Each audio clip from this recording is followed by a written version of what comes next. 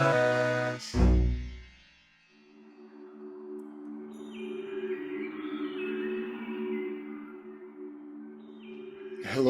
and welcome to another episode of the Hilaritas Podcast, where we explore the vast world of iconic writer, psychedelic psychologist, rebel philosopher, and self-proclaimed agnostic mystic, Robert Anton Wilson. As announced last month, Hilaritas Press has released a new edition of the long out-of-print classic, Terra II by Timothy Leary. This month, I chat with Terra II co-transmitter Wayne Benner. But before we go there, I'll note that this month, Hilaritas Press has released a new edition of David J. Brown's classic collection of psychonaut interviews, Mavericks of the Mind. I'll have an interview with David for you next month. So back to the present situation. While I normally don't do a whole lot in terms of introductions here, I wanted to give some context for today's pod. Our man at Hilaritas Press, Rasa, had been in touch with Wayne regarding the publication of Terra II. And Wayne had asked Rasa if he knew a writer that could help him get some ideas out into the world. I volunteered to chat with Wayne, and he agreed to my recording of our 2 phone conversations. Wayne had previously indicated he had no interest on being on a podcast, and so in our first conversation, I kept focused on his ideas. However, it became clear he was more than happy to sprinkle in a few stories. So given all that, we had a more free-ranging discussion on our second call together. After some consideration, the 3 of us decided the best path was to release these recordings as a pod episode. After some considerable editing by Rasa to make our casual conversation more presentable to you, the listener, I think we have a fun and interesting episode for today. And so, right here, right now, it's my great pleasure to share with you my chat with Wayne Benner.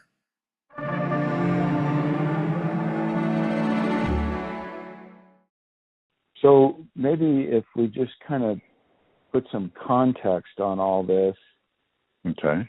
My understanding is you met Timothy in prison. You guys collaborated on what became Terra II, which Correct. That was Starseed and then Terra II, yes. Okay. Those are 2 separate items, I guess? Well, Starseed is the message. Terra II is the realization of the message. Ah, that makes a lot of sense. And Terra II is subtitled The Starseed Transmission or something like that. Right. And the bulk of that seems to be around Timothy's, what he called SMILE, space migration, intelligence increase, and life extension.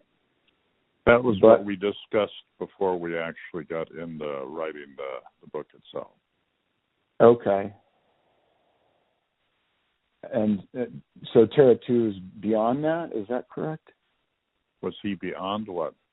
Well, you said that's what you discussed before you got into the book. So does the book cover something different than that, or? No, the SMILE is mentioned in the book. It's before we decided to write Terra II. Okay. I guess I haven't had a chance to actually read Terra II yet. Okay.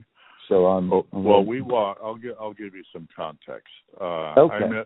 I met Timothy Leary because he had a problem that Bob Hyde brought to me, and that was the various factions in prison, the gangs and stuff, were all anxious to have him on their side because of his notoriety and so on and so forth, and or they wanted to make sure that he wasn't on anybody else's side. The Black Panthers, Hell's Angels, several other groups. And Hyde was concerned that it was putting Timothy in his life in danger. Yeah. And because I had a relationship with most of those people, he asked me if I would try to intervene, and I did. And I told them basically he would not participate in helping any of those groups at all.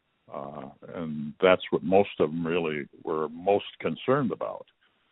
And they agreed to that. And so Hyde told Timothy, to meet me on the yard, and I would explain things, and which I did. And we just started talking. That was before anything happened, and we just clicked. Yeah. And that's how the book evolved. Okay. And so you collaborated together, and that became Terra II. And then after that, he referred you to touch base with Bob Wilson, as I understand it, and that's where you started collaborating on. Yeah, we were having lots of general conversations, and one of them, shortly after we started talking about Terra II, I talked to him about my ideas about the economy, and he said, well, if we try to incorporate that into Terra II, it might be a lot harder for people to grasp. Yeah. So we did incorporate it into the part where the ship is built and it's left the planet, and how the economy and politics would fluctuate on the ship. But that's as far as the concept of cornucopia got into the book. And he said, and then he was shipped out to Vacaville. The prison was having an issue with me because I was challenging so many of their rules and stuff. And anytime I associated with anybody for any length of time, they would transfer them to try to incapacitate me. I had prisoners who had nobody to write or communicate with, and they were given free letters a month, and I would have them writing congressmen and senators and publishers and stuff like that, and they were trying to minimize the impact that he could have with me, and they sent him to Vacaville. That's when he told me. That's when he told me I should contact Bob. Gotcha. All of that is in, I don't know if you have a copy of Seven Shadows, but all of that is in that book. Okay, that's your book that you wrote, correct? Right. Okay, gotcha. Now, how the conversations evolved and everything else, the first portion of Terra II is totally Timothy Leary. It's way out of my league and my comprehension. And then he brought up an analogy of our relationship. And there was a well-known scientist in England, I can't remember even what century, and he was able to predict certain events happening, and enough of them happened so that he got special favor from the Queen. And after that happened, he met somebody, a more normal person, should I say, something like me maybe, and the scientist considered himself the recorder, and the person he was working with, the scryer, the person who talks. Right. So the majority of the stuff dealing with travel, extraterrestrial travel, was stuff that I'd been working on for years, and he just fell in love with it. His concept of an ideal situation whenever he did get out was that he and a bunch of his friends and followers would buy several old ships and lash them together and live there to try to get out of the reach of any particular government, you know? Right. And then he saw that this, he believed, was a more exciting alternative. So that's how all that happened. For me, I had the first opportunity in my life to talk to somebody that was so extraordinarily gifted in grasping things and even modifying them on the spot, you know. It was one of the greatest joy of my life, certainly intellectually. So anyhow, any questions? So Tim was able to get what you were into and then sort of evolve it along. If I'm following you, yeah. Well, he realized that we were both prisoners. I mean, he knew that, but he also realized that the country was a prisoner, and that what we needed to do in order to get our freedom, we had to help free the country. I don't know if that makes any sense to you, but it certainly made sense to us, because it was the only thing we could do in the position we were in. We were prisoners. Right. We could offer society an alternative to what they had. And he felt that, and I agreed, that people basically were slaves. You would sell your body or your mind to a person that everybody called an employer, and you could always reject that person as the person you were selling to and move to another person, another company, but they were all the same, using you, and the bulk of all the benefits were going to a very small number of people, you know? Right. And until people would come to grips with the power that they had in numbers, nothing was ever going to change. And that people didn't really have a dream that went beyond the normal minutia of your life, your job, your friends, your family, and stuff like that. So he hoped that would inspire him. And that was part of Terra II then, is sort of this creating this inspiration? Or... Well, no, we had hopes that the inspiration would eventually evolve into action. Right. And we felt that the Japanese might be the most amenable to the concept because of where they were politically and economically in the mid-'70s. So, no, we felt that it had a chance. And there's reasons for that. You've heard of Steven Spielberg, I'm sure, right? Sure. Now, he's had a lifelong infatuation with extraterrestrials, life elsewhere, and he's been involved in a lot of movies. And we even considered sending him a copy. I don't know if that ever happened. But when I was released, there was a well-to-do person in Chicago who told me he wanted to make a movie of Terra II. And he got me first-class tickets to France, to the film festival over there, and a list of people I was supposed to meet with, and so on and so forth. And I did. And they wanted to make a farce out of it. No. So I just left. I didn't participate after that. Sure. And I was sort of disillusioned with that approach, you know. Timothy, when he was released, I picked him up, and we were enthusiastic about working together, but not necessarily focused on Terra II at that time. And he was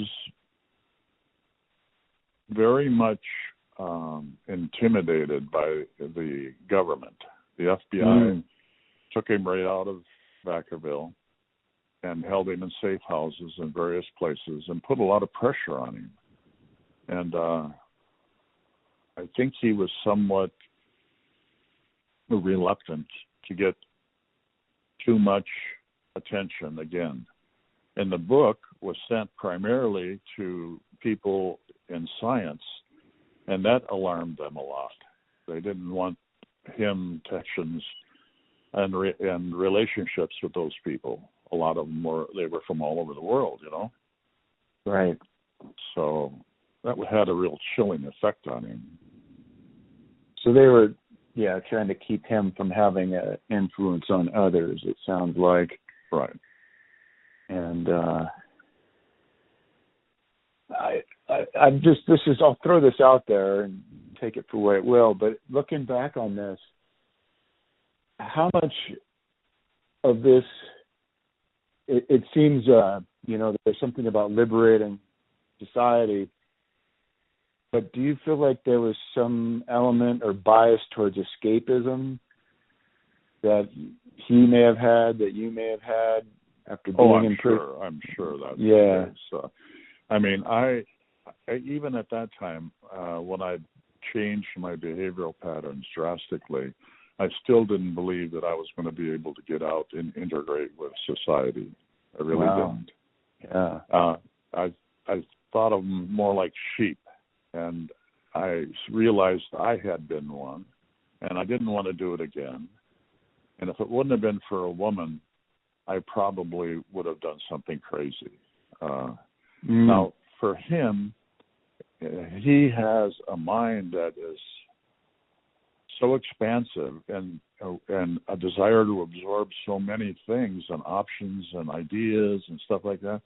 And he realized after spending time with him that he would be treading on dangerous things if he got involved in the wrong things, you know. Meaning he had to just be careful not to piss off the authorities? Well, yeah. He was communicating with Carl Sagan and people like that, and they worked, well, Carl did for NASA for a time, and they didn't want him involved with people like that. They wanted him to go out and do crazy things and tell everybody that LSD is wonderful, and they didn't care about that. That wasn't a big thing. Right. Originally, they were very worried about him because young people in college and universities were dropping out through that message, you know. And now the irony is that the FDA has approved LSD as a therapeutic drug. And the irony of how they tried to damage him professionally over something that now they are willing to admit has therapeutic value, you know? Yeah. I can't imagine how the mind works of people in power, but Nixon had him number 2 on his list. John Lennon number 1 and Timothy Leary number 2. So, well, that's good company, I guess. Well, it was, yes, and the Beatles loved him. I went to all of Tim's birthday parties, and there was always one of them at least there. And, okay. Well, so, but really, what if I'm following you correctly, you're wanting to get the idea of the cornucopia out there, and that what a lot of the Robert Anton Wilson fans know as the rich economy that he wrote about.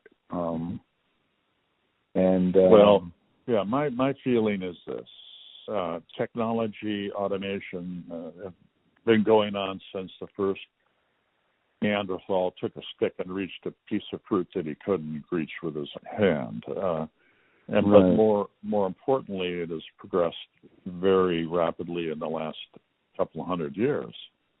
And it is inevitable, whether we agree with it or not, that automation and IT and artificial intelligence are here. They're here now. And they're going to progressively start to remove human beings from job slots. It's one of the biggest bones of contentions that most unions have with most companies, and that is the elimination of jobs. And what is going to happen? It's inevitable. I think most people would agree to that. Some people, politicians, would like to go backwards. I don't know how far back, horse and buggies and stuff like that. But it's not going to happen. People are committed to it, whether they like it or not. Cell phones, automobiles, all these things. So how are we going to cope with these people that are just cast aside when jobs disappear? Now, business probably doesn't care if they became totally automated, but there was no. Well, let's look at it this way: the one thing that all businesses and services need is not raw materials, not energy, it's customers, people. Yeah, yes. Now, they would allow the system to continue to evolve, disregarding the human casualties, as long as they could find somebody to buy their products. And they wouldn't care if they were foreigners or anywhere else in the world or anything else.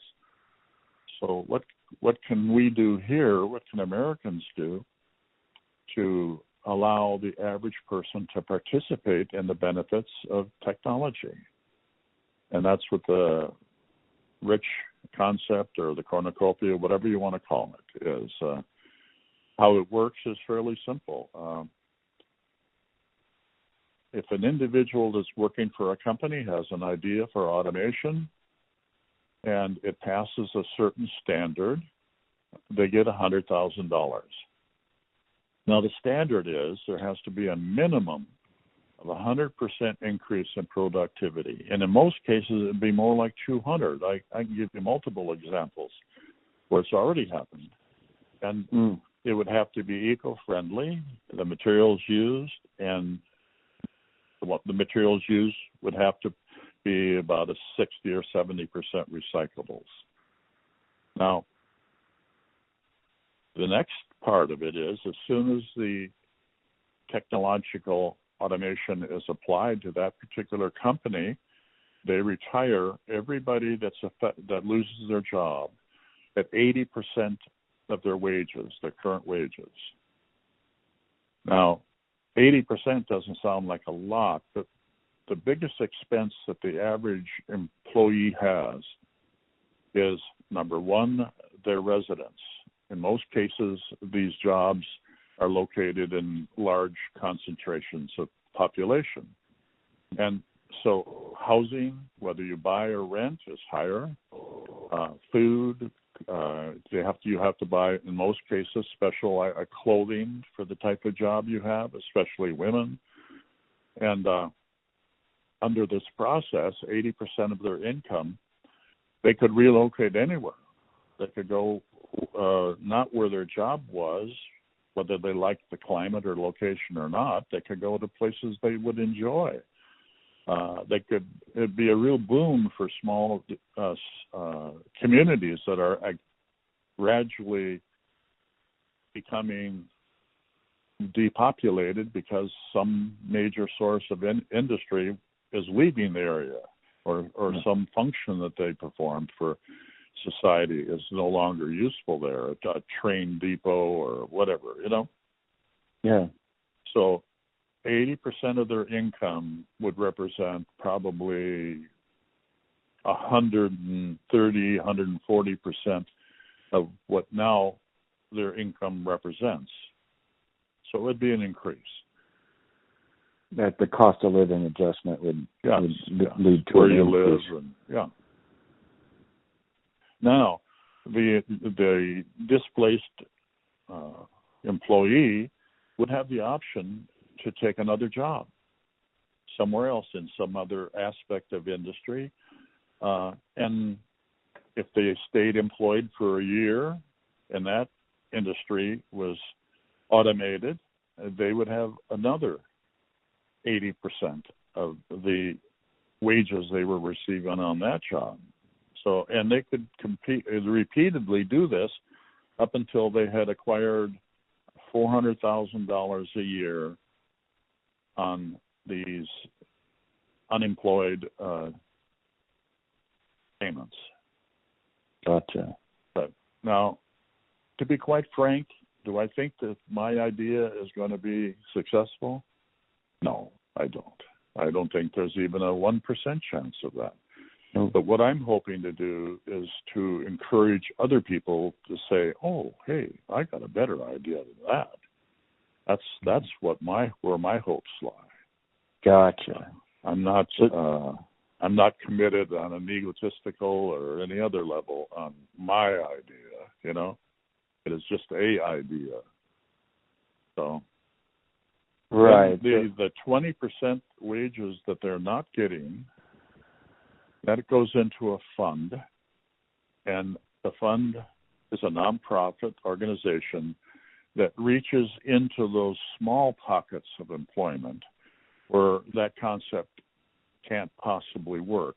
A mom and pop operation with 3 employees, they can't improve probably their products or their reach in sales enough to do that. So the people on the lower rungs will need some assistance, financial assistance. But what I believe will happen is if this catches on, or any option catches on, it cannot have anything to do with the government. I mean, all the ideas I've read about on income has the government have, let's say, a minimal income on a reverse tax basis. I think that's Buckminster Fuller's idea. Negative income tax, yeah. Yeah. So, and they're all going to be managed by the government. Well, we have an incompetent government. I mean, it's so polarized that when one says A, instantly, automatically, they'll say B. And they won't even hear what A is. They won't pay attention to it, you know? Yeah, they'll go to Z. Yes. Now, this process, if it evolved, and it can't evolve without government at some point in time, I believe, the government would be forced to. Some things that would happen, if you get enough people retired at nearly full income, you're going to change society. The average person probably wouldn't live near where he worked when he was retired. They'd move somewhere else. The number of people on the freeways will start to diminish, so they won't need new freeways. The number of people needing government assistance and grants and everything, that'll start to diminish. And it'll reach a point where people will have enough vested interest to force government to start making changes. That's my hope. Now, this plan actually has 9 levels, and the 9th level is, again, this just is a dream of mine, the government will be retired. We don't need senators and congressmen. We don't need a governor and legislatures in the state. We really don't need that. We vote every single day. We vote by what we buy, what we watch, what we do, and so on and so forth. And as soon as people have a chance to see options beyond what we see today, they're going to force what's left of government to do these things, you know? That's where AI is not. It is a threat. It is a threat to government. It's a threat to big business because they can't lie. They can't deceive people, you know? And it offers an intellectual level that's far beyond what we demonstrate today. And there are so many wonderful things on the horizon. My son-in-law had seizures. Now, he is a very well-paid person, he works for a casino, a Native American casino, and is one of the people that run it. And they sent him to UCLA, and they drilled holes in his head and put probes in, and eventually they found where the origin of his seizures was. Then they removed a big portion of his skull and implanted a mini computer. Now, it monitored the electrical impulses that were causing these seizures. Now, UCLA could monitor his brain activity while he was hundreds of miles away, and they would make minute changes they needed to. Now, when you think about this, and this is 7 years ago, then you look at a person like Elon Musk. Now, he is financially supporting having miniature computers implanted in people's brains. Are you familiar with that? Neuralink, yeah. Now, what will happen there?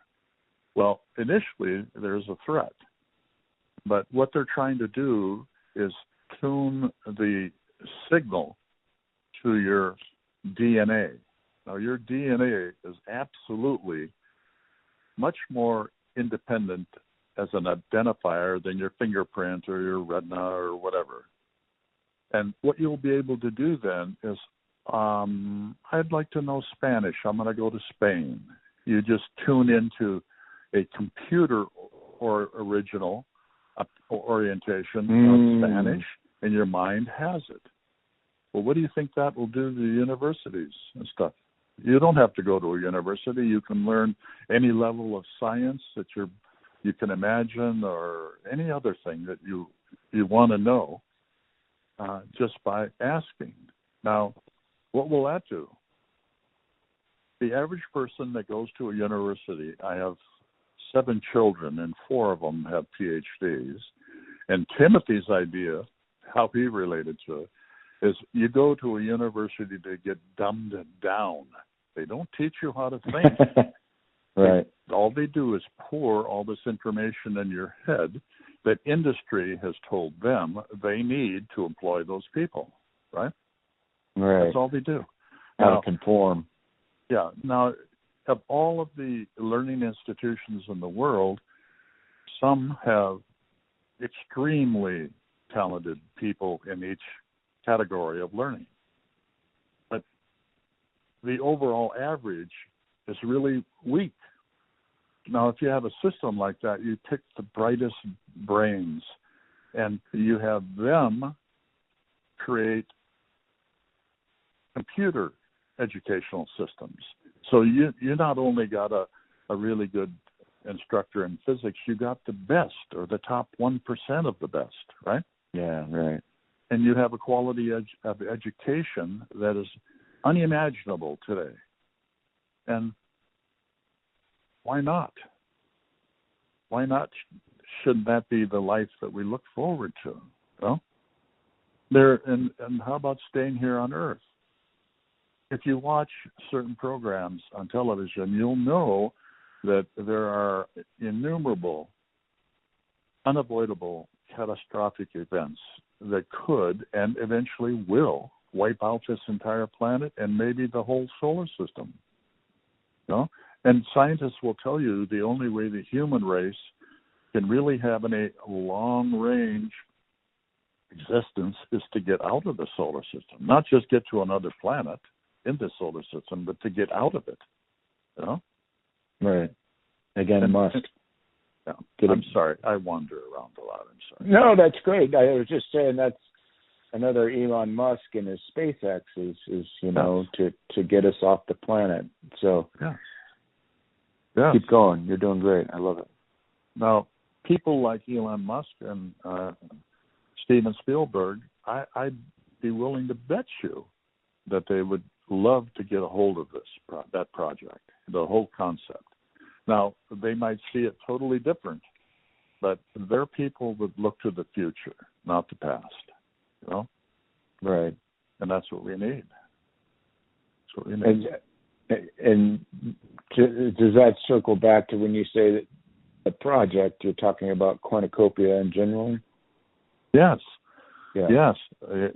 We have to free the slaves. I hate to put it in those terms, but we have to. And a lot of people think, well, these are intellectual or racial inferior humans. But there's all kinds of stories about where great ideas, genius they call it, come from. Now, one example is there was this Catholic priest in India, rural India, and he was trying to teach villagers English. And he had this one boy that seemed very interested and very bright, and he was learning, and he could read, not real good, but he could do it. The only book that this priest had that he could give this boy to practice reading was a book on rudimentary mathematics, right? Right. This young boy turned in to be one of the greatest mathematicians in history. Now, there are all kinds of examples about genius not being confined to class, to economy, to race. Unbelievable ideas come from all over. And I believe that people who work and say, I love my job, They're dealing with reality. They've got no choice but to love their job. But in all of them, there are ideas that would be more beneficial to society than their job. You know? I mean, if all the man ever did is play golf, do you have any ideas how many great things happen on a golf course? It's amazing. So you're going, to me, that's like a second phase to this. And one is if we automate all the jobs, and then we create income for ourselves so that we can explore leisure, that leisure allows for creativity. Yes, it does. And if all they did was art, which you could argue that all it does is appeal and please people, well, what's wrong with that? What's wrong with that? I don't think that hardly any reasonable percentage of people would just sit in front of a TV for the rest of their lives. Right now, people do that to dumb themselves down, to move their mind away from what their day-to-day activities are. But given the finances or the access, this process will eventually eliminate money. So walk me through that a little. I think I get where you're going, but okay. Well, I've wandered around a lot, but I think you've done great. There's a lot of things I could circle us back to and get into more detail from all the way to the beginning. So, and you mentioned, for example, 9 levels. So I don't know what the next level is. The elimination of politicians. Oh. No, you don't need government. I mean, everybody can represent their own ideas, their own needs, you know? I guess I was just hoping that would come sooner in the process. Well, that depends on how it evolves. I mean, make that level 1. Yeah, that would be nice, yes. But right now, what would happen is people like Trump, who is trying to destroy all the institutions of government so that he can do what he wants to do with it. And the ultimate expression of capitalism is monarchy or dictatorship, And then they only have a desire to concentrate benefits for themselves and their group. One man can't run the country, so there's dukes and lords and all that, and they all get a cut of the pie. But their ultimate goal is to suppress everybody below them, And our government is a form of that. Like the military. The military is a autocracy, and that would be one of the first things to go. That would probably be number 7. There's no reason whatsoever why one country's military has more money and more weapons than the rest of the world combined. There's no need that you can express to me that justifies that. Now you're looking at $700 to $1 trillion a year. And the people that support it, they're always complain about the debt. And then they give the government that, Right. Well, would it make sense to go through this again more slowly, or I guess it's up to you. We could also just outline the 9 levels. The 9 level? Well, first of all, if people have the time and the resources and the technology to create something like the Constitution, what are our values? What is our concept of justice? And get a good picture of it. That can be used as a filter through which all behavior can be filtered through. Harvard did an experiment once. They took their legal department, they took the Constitution, and then they took all of the laws in the state of New York and passed them through it. And 40% were unconstitutional. Now, those laws, many of them probably still exist today. What we have is what people say, and then what we have in reality is what people do. Now, the bulk of Congress and the Senate are millionaires. There's only a few of them. The only one I can think of off the top of my head is Bernie Sanders. I mean, he has an income of about $350,000 a year between him and his wife. He's not a millionaire. Well, he might possibly be a millionaire. Yeah, I bet he is, but I get where you're going. Yeah. But the rest of them they should be retired without any additional income. At some point in time, as the process evolves, there will be companies that will not want to automate it for whatever reason, ideological, political, economic. Then they should be bought out. And if they don't want to sell out at a reasonable amount, then they should be boycotted. They should be put out, you know. And people, once they see that there is an alternative that benefits them, I'm talking about the middle class and the lower class, they'll rise up to the occasion. That's my belief, and it's certainly based on hope. But right, when they see the incentive to and there are examples. So they'll say, yeah, my neighbor, he just got retired, and he doesn't have to go to work every day, you know.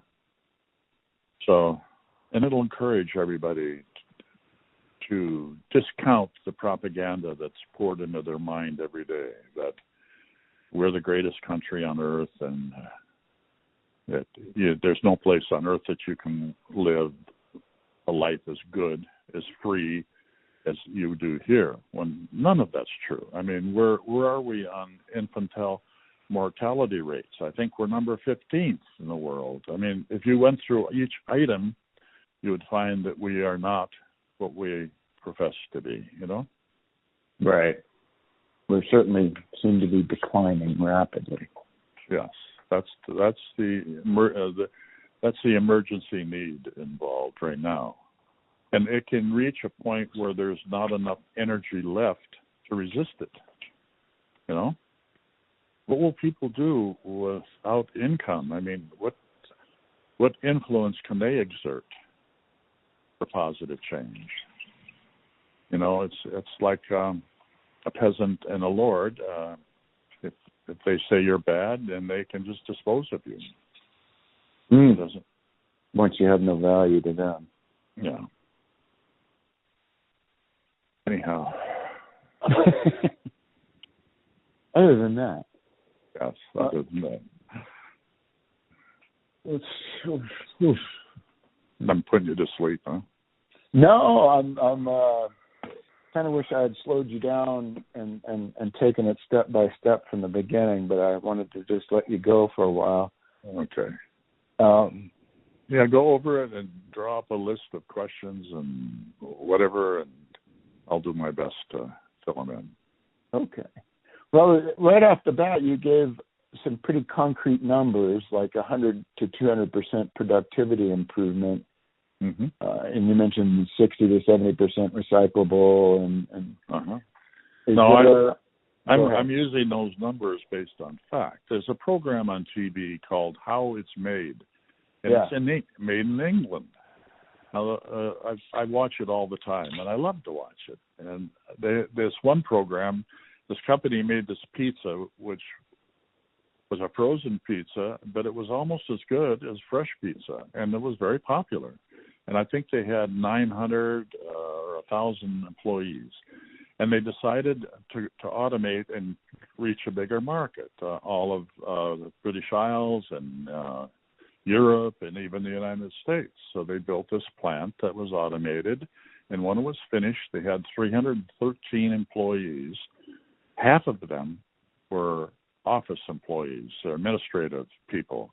And the other half were people who maintained and cleaned the machines. They had a 300% increase in productivity before they left the British Isles. And they have this map, and they showed these streaks where a lot of the product came to the United States. there's lots of examples. That program is full of them. It's full of this jacket that people love, and I've seen one, but I've never bought it. But it's waterproof. It's used a lot by people who are out in the weather a lot, and it had.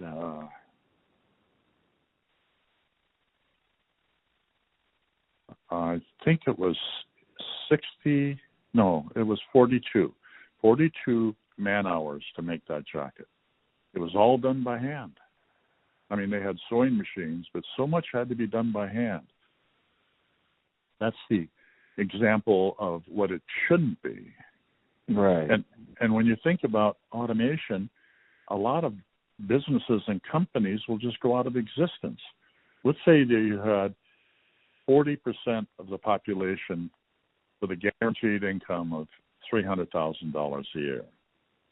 How many companies that sell junk, just plain junk, because it's the only thing that poor people will buy or could buy, will go out of business? Look at the resources you save. They use materials as well. They use energy as well to make this stuff. I mean, the cheapest car on the market would be a Mercedes. I mean, that's it. Why would anybody buy anything that didn't meet that kind of a standard, I want to say John Steinbeck had a story like that about the poor versus the rich, where the rich guy can afford the $200 boots and they last forever, and the poor guy can barely afford the $20 boots, and then they wear out and he has to buy another pair of $20 boots, and before long he spent the same $200 on boots and his boots still suck and they leak. Yes, good examples. And that is exactly exposing capitalism for what it is, Right. And so through this increase in productivity through automation and artificial intelligence, you're therefore also raising the bar on quality. You are. And everything would change. I mean, what people buy to wear, clothing and stuff, women especially, they have to spend a good percentage of their income to dress up to standards, Right.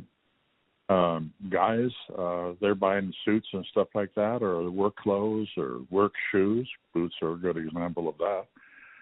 So that stuff would just all disappear. Now, when you think of the world as a whole, there is an infinite amount of raw materials.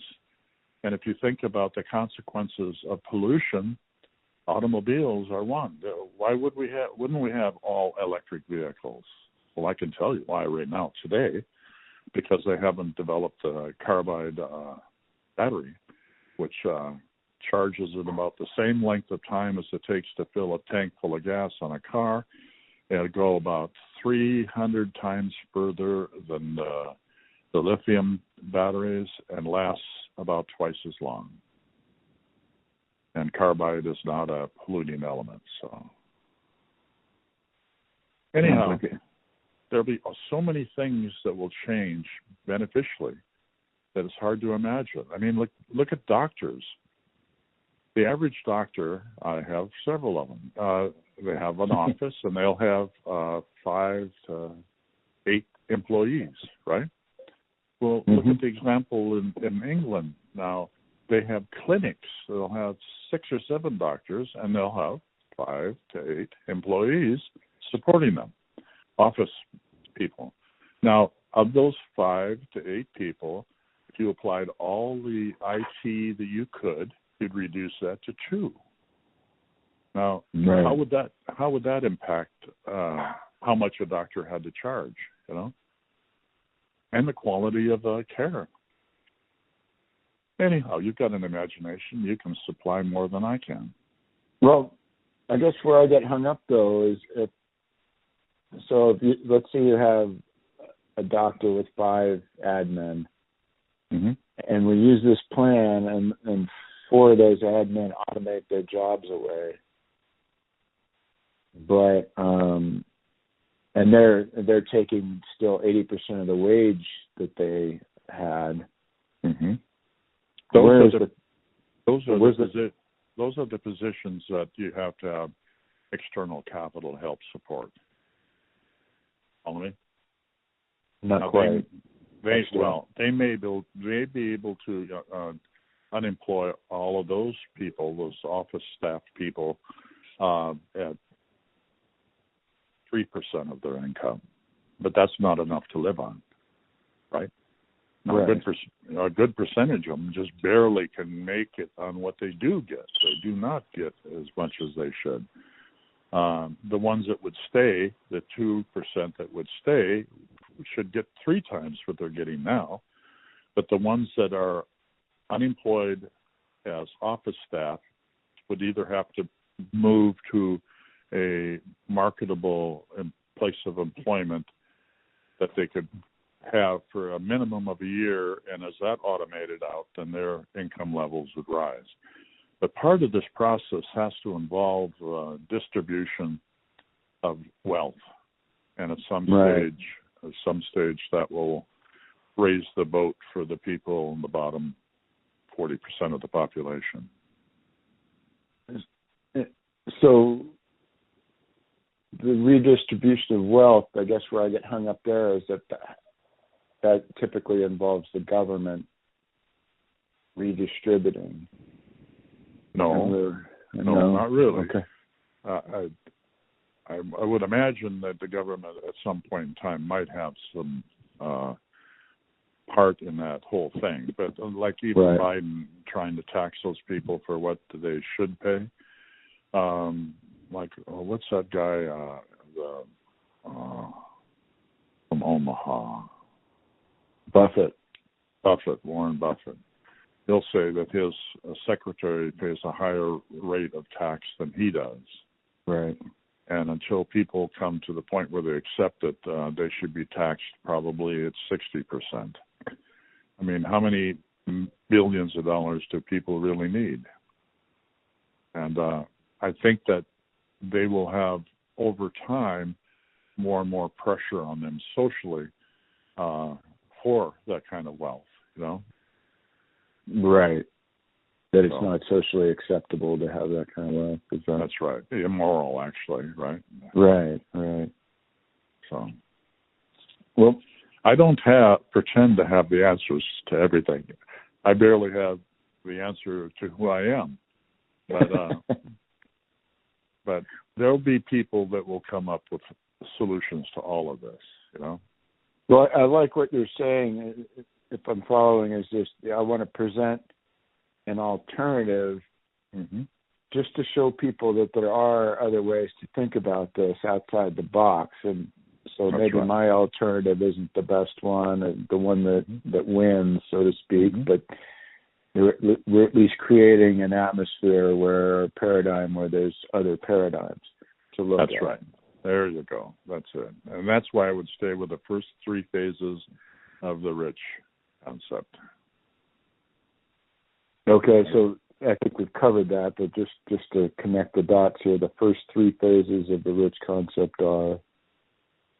First phase includes encouraging everybody that has a job to find a way to automate it, either with IT or robotic substitutes. That's first. Right. Gotcha. The second thing is to perform that task.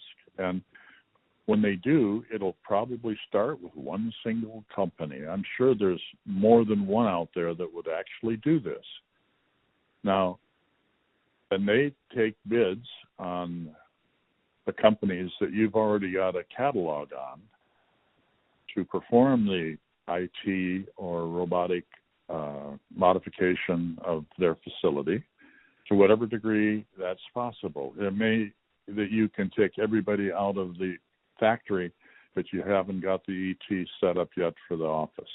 Follow me? Mm-hmm. So the people that live, that work in the factory, the man who suggested the process, he gets $100,000. Now, in most cases, it'll just be saying, "Oh, let's put robots in there and take people out." Well, that's not meeting a particular standard. But if there are 10 people that submit an idea and it doesn't meet the standard, then the one that came the closest should get the $100,000, just to encourage that process, right? Right. Now, as soon as the automation or IT is put in place, everybody, including the man who had the idea, they get 80% of their income. They get that for the rest of their lives. Now, 20 years from now, 80% of their income isn't going to be very much. But these whole processes of automation come in cycles. Now, 15 years from now, the factory that was the first to be automated, they'll have what they call exclusionary adjustments. Oh, this product isn't necessary anymore, and we don't have something that'll fit the mold. Or they'll just be able to improve it even further. You follow me? Right. Nothing lasts forever, right? Now, every other company that has the same type of work function, it's like these programmable robots. You can buy them, and you can program them. You didn't buy it to put this object in that slot, and that's it. You can program it to put it up on the shelf. You can program it to put it in a box, and they're adjustable. Now, that's the kind of technology that is most appealing and not necessarily the most expensive because it exists. Right. Then the third stage is Third stage is technology, strictly technology, and not necessarily aimed at any particular industry. It's just aimed. It just focuses on everything that we want or everything that we have and how to make that work better. Improving telecommunication systems, everything. Now, that's why I brought up the Elon Musk thing. There'll be a point where that one idea will erase a huge amount of what people do and what resources are absorbed by that. And that, let's say, transplanting a computer into your brain. I shouldn't say computer, it's a transistor. And it'll be programmed to your DNA so you can't be hacked. And you'll have access like you do right now. I can call Siri and find out all kinds of information, right? Well, I'll be able to program that and learn languages or learn techniques and anything that may appeal to me, but the things that will really motivate the whole process to move forward. When people see benefits, what's going to happen to the first guy that's is displaced by a machine and he's told he's going to get his check every month? What does he do? He goes home. Another check. Well, maybe. Some will. Some will.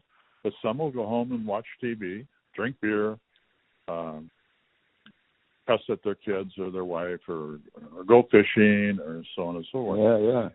You need to give them access to alternatives that are stimulating and that reach their creativity, no matter what that is. It doesn't matter what it is. When you heightened the intellectual awareness of people, they grasp more. They're not as susceptible to rumor and superstition and so on and so forth, right? Right. It changes things. Now, there will be little things like that they're not little. I mean, unexpected things like that will happen that will start to totally transform everybody's idea about what they should do, what they can do, and what they hope to do in the future. And that will change everything. As soon as you have people like that walking around, others are going to be more willing to emulate it.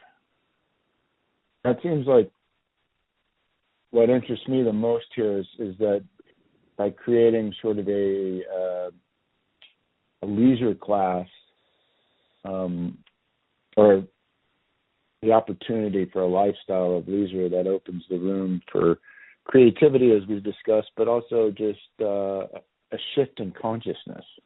Yes, absolutely. When we and Tim were working on the book, he had Joanna do some surveys for us. Number one, would you like to live to be 150 years old? And let me see what was here. Oh, and number two, what do you think an ideal lifespan is. It was shocking to me how many people didn't want to live to be 150 years old. And then I realized, yeah, what does that mean in today's terms? You know, I'm 81. My significant other is 91. What do we have left? And what do they have? What are their expectations? And their response was, at 150, I don't want more of the same, and especially with the debilitation that comes from age. Well, those things are going to be solved. They believe that aging and the termination of life has been programmed into the DNA. Their scientists believe that there have been animals alive on this planet that had no pre-programmed life cycle. They died by accident or calamity or being eaten or whatever, you know. And but it slowed evolution down to the point where the species itself then couldn't compete. The shortest-lived creatures, like the mayfly, I think it lives 24 hours a day. It's born in the at the first light, and it meets maturity before noon and mates by 1 or 2 o'clock in the afternoon and dies before dark. But they also are one of the most adaptive creatures to change in their environment. We will have the capacity to modify our genetic imprints, and look how that'll change things. How do you think a person would feel then if they felt like they did when they were 20? Do you think they would want to live for 150 years if that's how they looked and acted and felt? I think they would, especially if there was something hopeful in their life beyond longevity, you know? Yeah. So the start is a very basic, crude thing that everybody can understand. The outcome is almost anything that you can imagine. Because when we start changing human beings, when we give them a greater intellectual capacity, a more opportunities toward creativity, people are going to want to live, and they'll enjoy every bit of it. Like Tim said, he said in his life, he goes in 7-year cycles. At the end of 7 years, he changes friends and everything, you know, because that's how he gets all new experiences. Interesting.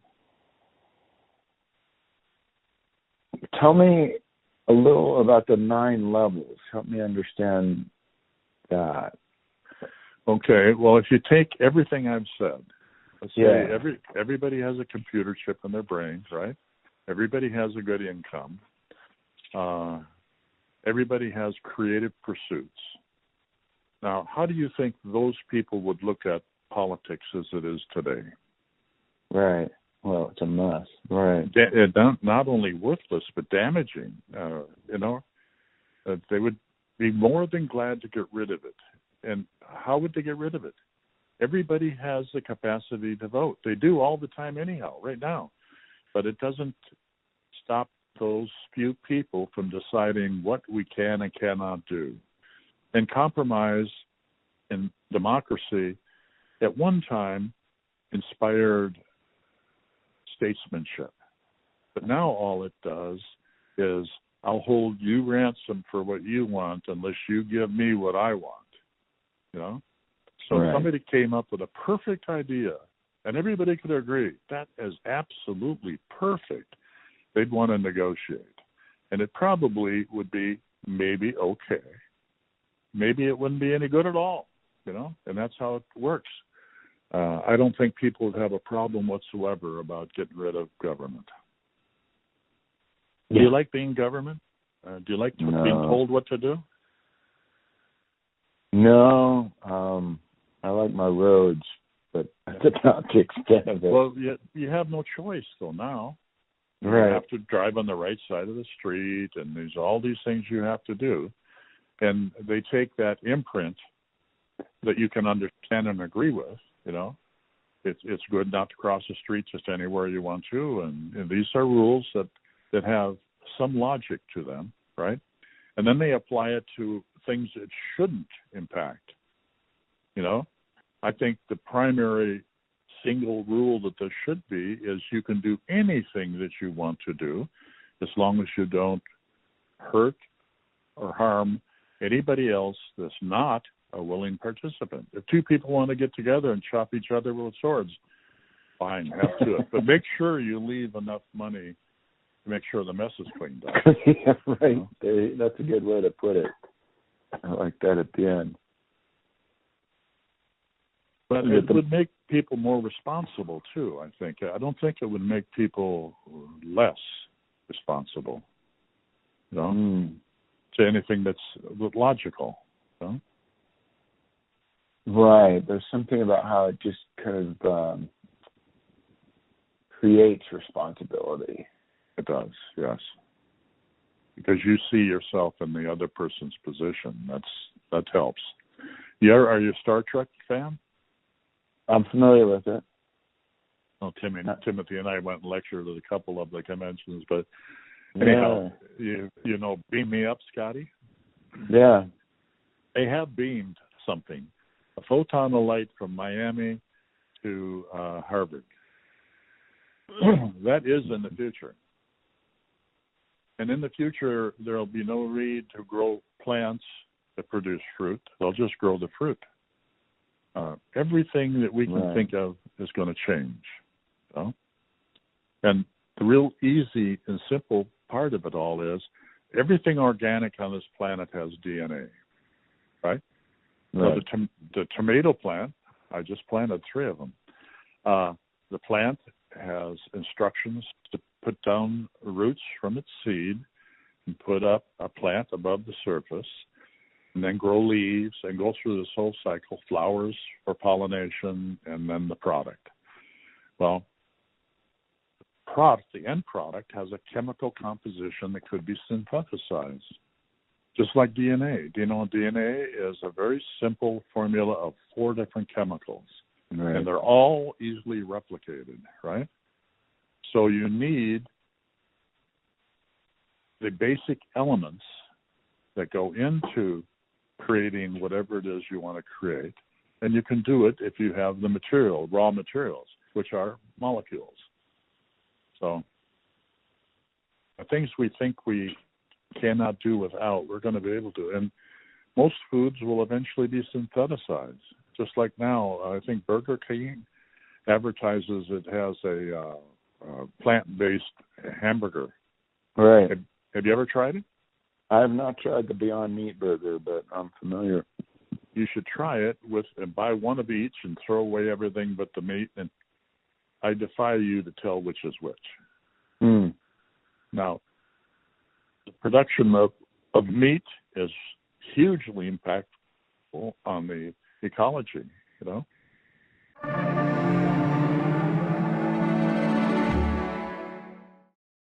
Well, I guess just to recap, I think the idea here is that you had this automation plan that we talked about in the last last conversation. And I thought maybe we could go into that a little further, or more so maybe the context around it. And specifically, you discussed kind of this doesn't have to be the only idea, and maybe the bigger picture is having a free market of ideas around automation and alternative economy. Is that accurate? Well, I think that most people would like to see the government do it. I'm a little dubious about that, only insofar as that the government isn't as independent as it should be. I think, let me take a different tact. I think there is a national religion in the United States, and it's a religion that even all of the other religions pay homage to, and it's called capitalism. Right. And the chief temple of capitalism is Wall Street. And I don't think the government is going to do anything to unsettle the relationship that it has, not unless it was put under a huge amount of pressure. So my suggestion would be to try and work with it. Not necessarily just having individuals retired or individual slots retired, but I think that the major first goal would be to try and get several large corporations to go that route. Now, if the large corporations were confronted with making a change in their production techniques, Wall Street would favor it if it was profitable. In fact, Wall Street, through its appraisals of the value of various companies, would go up or down accordingly. So that would put a huge amount of pressure on publicly held companies to evolve. I think after a certain point, the public would start to see that the advantages were working for everybody, for the stockholders of the companies, for Wall Street, and certainly for the individuals displaced out of jobs. At some point, I think that process would start putting pressure on the government to continue the process or not to resist it to whatever degree it might want to, depending on who's in power, particularly. So that's my view. And I think the approach there also would include trying to get a relationship with the major companies that already perform these functions, that provide automation all along. I was watching the news this morning, and the UAW is losing jobs.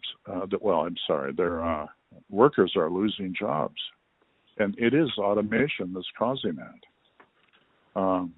Now, as far as the benefits, even for the public, will be as companies automate, they will be able to produce goods and services at a rate much cheaper than our major competition now, China. People have offshored jobs because of labor costs, but the machines will outcompete that, and they'll be able to bring a lot of that back, Right. But right. It's going to need some work. Somebody's going to have to want to take a hold of it, and there are obstacles. I mean, obviously, if you think this through, when somebody approaches a corporation, they're going to want to negotiate. They're going to want to negotiate at what rate do they retire people, at what financial compensation rate. They're going to try to do a lot of things, So trying to come up with a process that doesn't have any room to move is going to be difficult. Gotcha. And just to circle back to the beginning, if I understand, you're saying you have a kind of a libertarian perspective, but that to get this kicked off, we would need government to sort of prod the big corporations into action, and then you'd want it to self-perpetuate. Once the government kind of kicks it into gear, and the government can see how it works, and the big corporations can see how it's to their benefit, then it would just self-perpetuate in a way. Everybody, the corporations would see the benefit, the government would see the benefit, and it would just continue to grow as a sort of a concept in which to do, a way in which to do business. Does that sound accurate? Yeah, I think if it's approached right, you'd even be able to get the unions on board, because they could, as long as those people were still being paid, they would probably want their interests protected, so they'd remain members of the union. Even the government, as long as Wall Street and business was improving, I think the government would support it, or at least not hinder it. It certainly hasn't offered up any real resistance to the automation that's already taking place, So I think it has a path forward, and that's all I can say for it. And like I've said all along, I don't have any expectation that my suggestion is going to be the one that will be used. I would just like to stimulate conversation over it, Right, that's what I was originally getting at. Is it seems to be you're in favor of just this free market of ideas, like, hey, we can try this and we can try some other things. Is that a fair assessment? Okay. Mm-hmm. In terms of that, I'm curious about how your interactions with Bob Wilson or Timothy Leary influenced your ideas around all this. Well, certainly conversations with Timothy did. Okay. What my biggest concern over the whole concept outlined in the book was how are you going to fund something like this? I mean, everything seems to be established by priorities, and they're always politically based. And I felt that if the idea was wrapped up in something like this that would actually show benefits for industry and people and stuff like that, that it would help. And we talked about it a lot, and he convinced me that that was just going to be too much for people to try to wrap their minds around, all at once. It was going to be hard enough to get them to all of a sudden decide that, we should send human representatives of this planet to other planets. So we dropped it.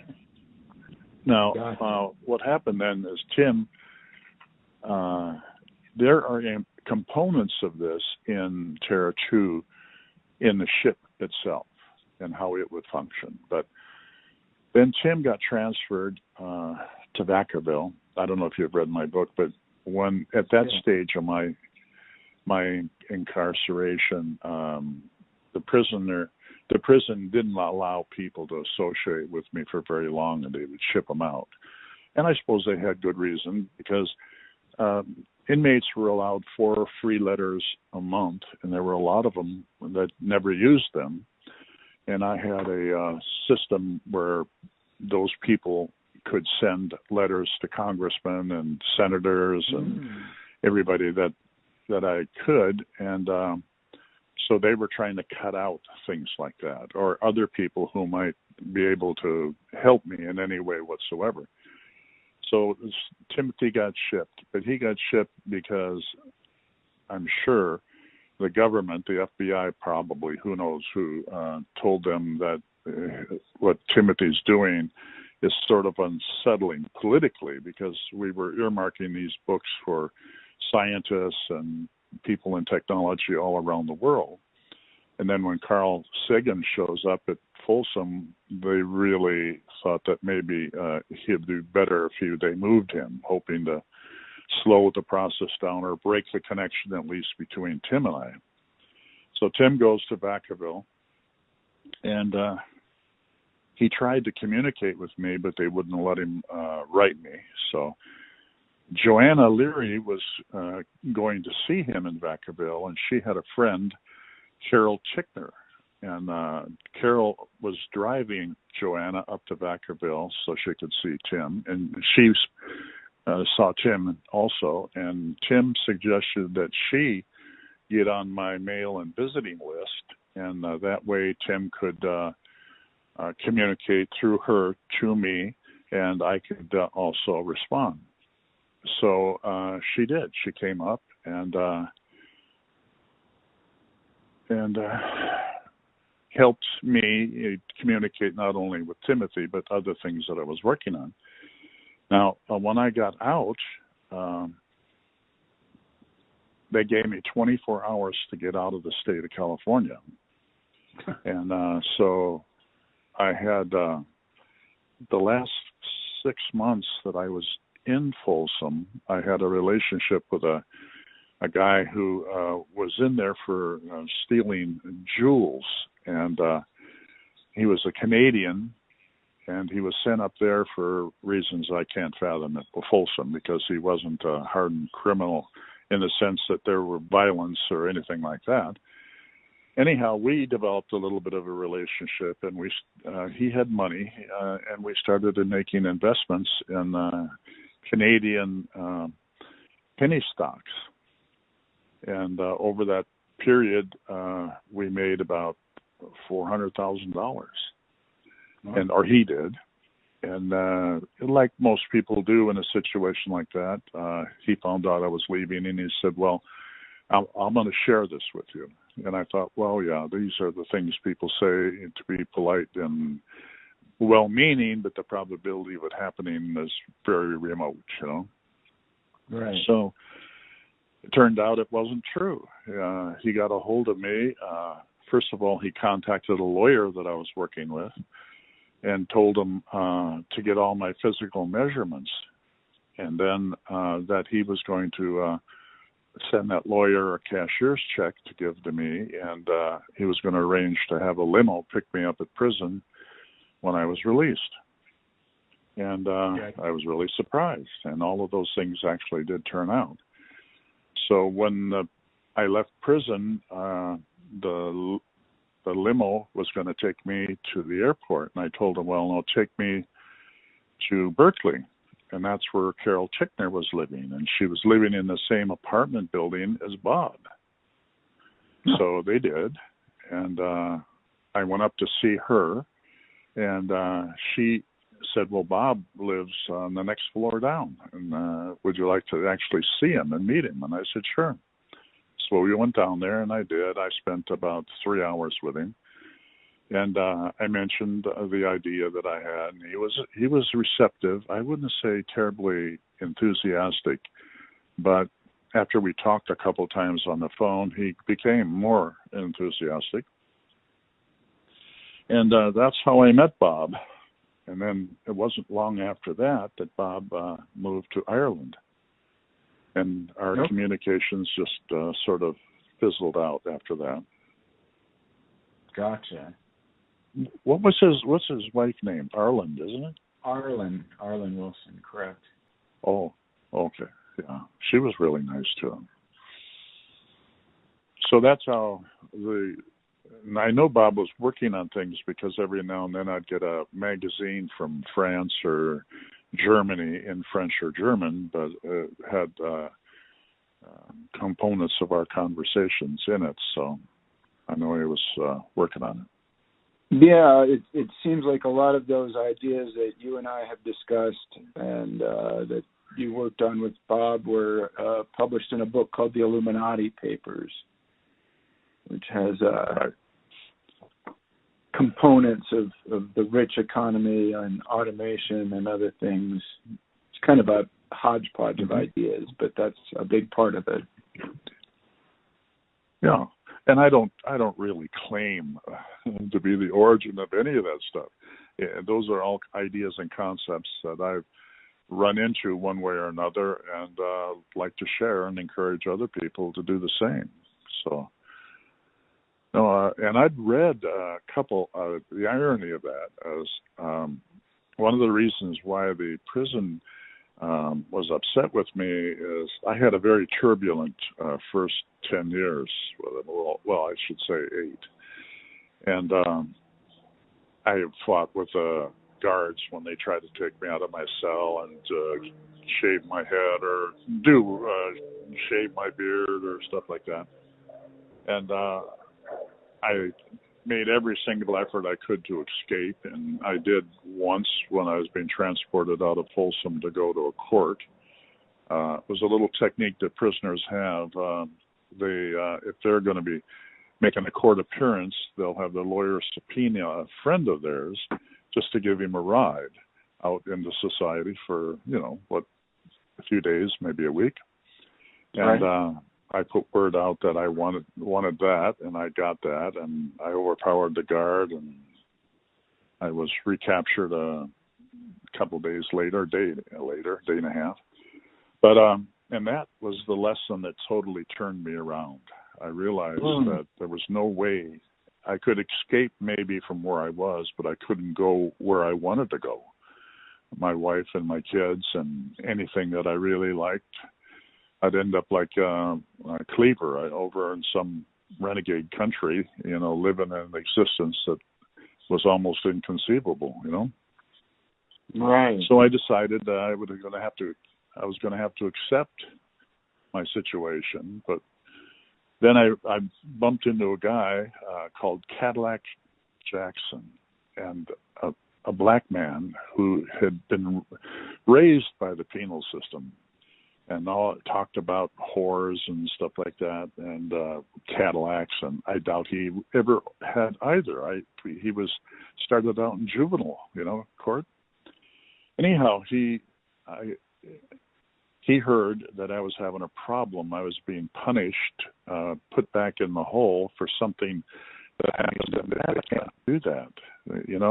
You have legal recourse, and that's what he was. He was a jailhouse lawyer. Okay. And so we had some conversations, and I decided, well, I was going to dedicate myself to making sure that the prison obeyed the law. They put me in there for violating it. Anything they did wrong, I was going to go after it, And one of the things was they didn't allow prisoners to have newspapers or magazines and stuff like that. They were just kept in the dark. And I wrote a petition, and the Legal Aid Society picked up on it and filed a amicus curiae, and to allow things in. So eventually I got Playboy in, and that was my first touch with Bob, because he was submitting stories or articles, and it was interesting, Yeah. But so that was the first time I came in touch with him. But I'm sorry, I'm rambling. No, that's great. I mean, it was interesting to me to read about how you were in solitude, or solitary, I should say, and then you came out and met Leary, and so you went from this space where you were hardly talking to anybody to where you were spending hours every day talking to Leary. Mm-hmm. I imagine that's a big shift. I'm just curious how that might have affected your thinking, and it made it sound like the smile concept was something that was almost like channeled through you. Mm-hmm. Oh, totally. Okay. Can you say more about that? Tim and I talked a lot about where do ideas come from, Right. And there are a lot of examples. I think I mentioned this on the last talk. There was this man in India, a young boy, and destitute, and this priest was trying to make contact and convert people. And one of the things he was had to do is try to teach them English. And this young boy had an interest in learning, and he would sit there for hours while he read him verses in the Bible and stuff like that. And then he had to leave, and the only book he had, and why he had it, I don't know, it was a book on rudimentary mathematics, And so he left it with the boy, and that young boy turned out to be one of the greatest mathematicians there ever were, So how do you account for how these things happen? A lot of it is evolutionary. Somebody says something, and you add a little bit to it. And Tim said, he said, every decade is another sentence written into the history of the evolution of humanity. And I thought, wow, that's a neat idea. Maybe I could put a comma or a period in there. I didn't think I'd have any words worth it. But anyhow, we had a lot of fun talking about that. And that's how we came up with that tapping into, are you familiar with the archaic record? Yes. Yeah. Yeah, so something like that. We try to deliver it that way. The music producer, Rick Rubin, talks about this and how the song is out there waiting to come in, and it just needs an artist to channel it. Mm-hmm. That's right. Yeah, and Timothy put something in the book about that. Somebody that he'd read about in England, and he thought it fit us. I'm not too sure how much so, but This man was a scientist of sorts, and he met this man who was somewhat disreputable.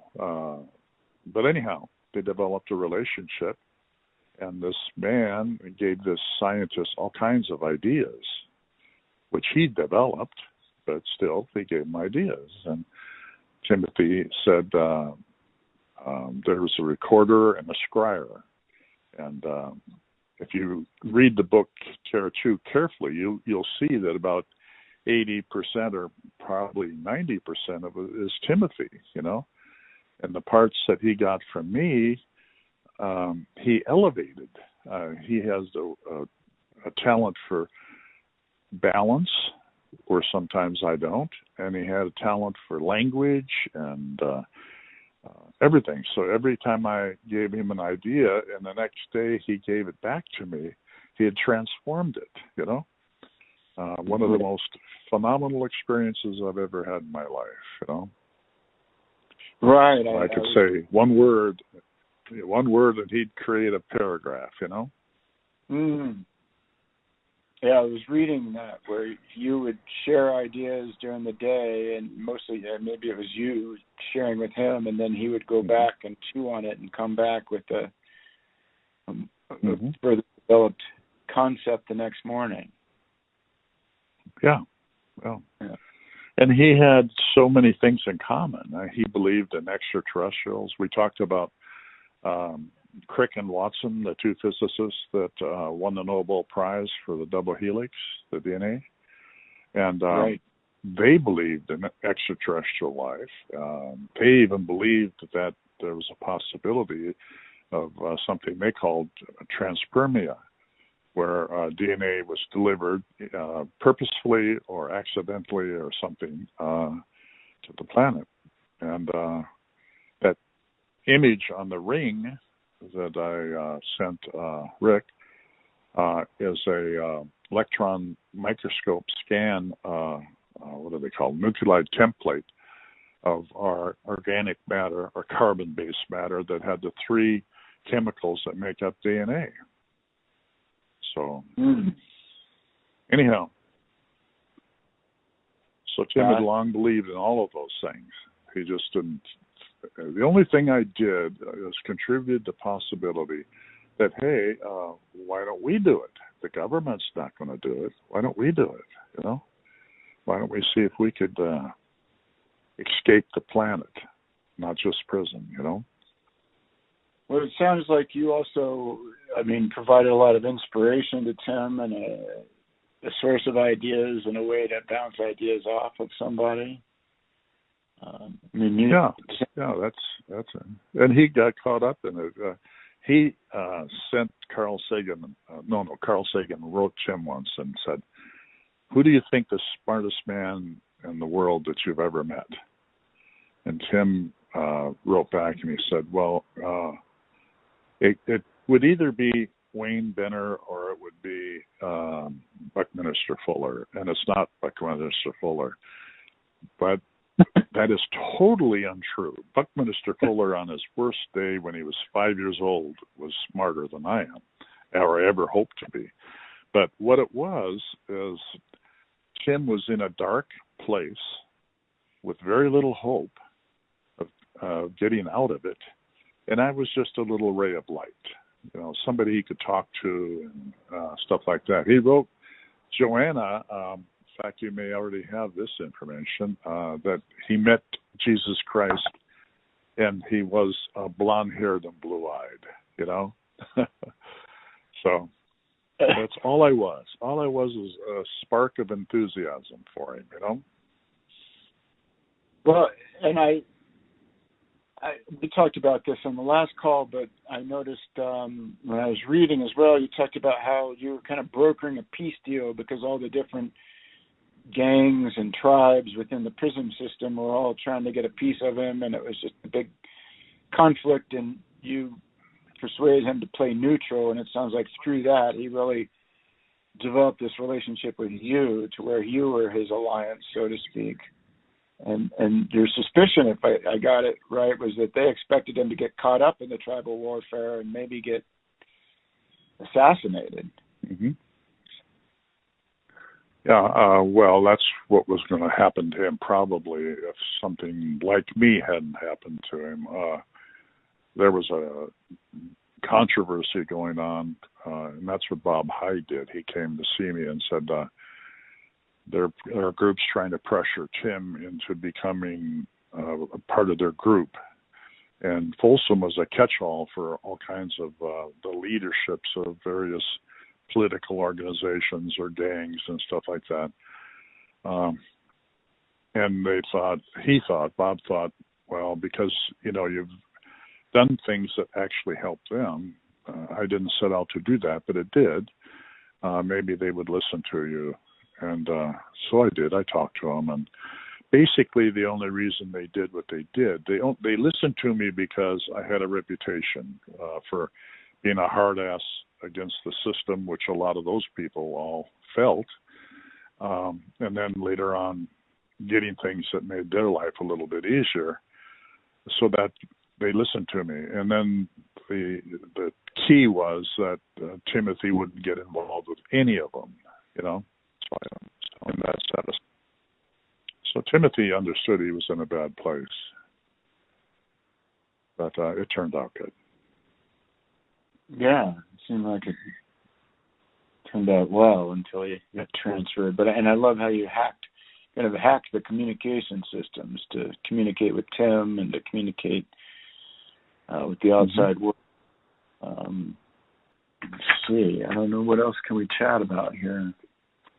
Well, what I'd like to do is, you're a bright person, and I'd like you to play with it and see what ideas you can come up with. Yeah. Right. Specifically around the automation, is that? Yeah. Well, anything and everything. Bob told me he dedicated one of the volumes of the Illuminati to me. I think it was the third one, and he said, "You are what I hope to be, and that's a Renaissance man." And that's a wonderful compliment. I think it's overly justified. I don't think it's. But on the other hand, we all need to think a lot about a lot of things, and we all need to act on them.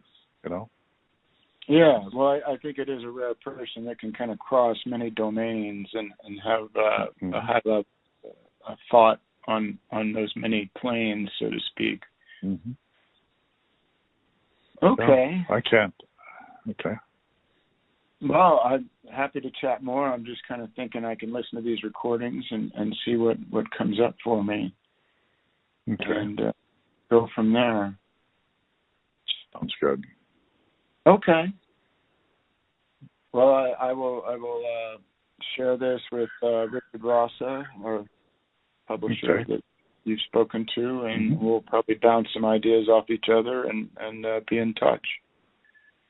Sounds good. All right, Wayne. You take care. You too. Mm-hmm. Bye-bye. I will. Bye-bye.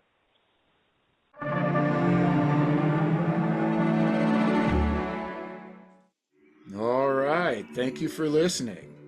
Thank you to Wayne for taking the time to chat. Thank you, as always, to the Robert Anton Wilson Trust. And thank you to Richard Rassa of Hilaritas Press for editing and production. My next episode with David J. Brown will release as usual on the 23rd. Until then, I am your host, Mike Gathers, signing off with love and cheerfulness. Amor et Hilaritas.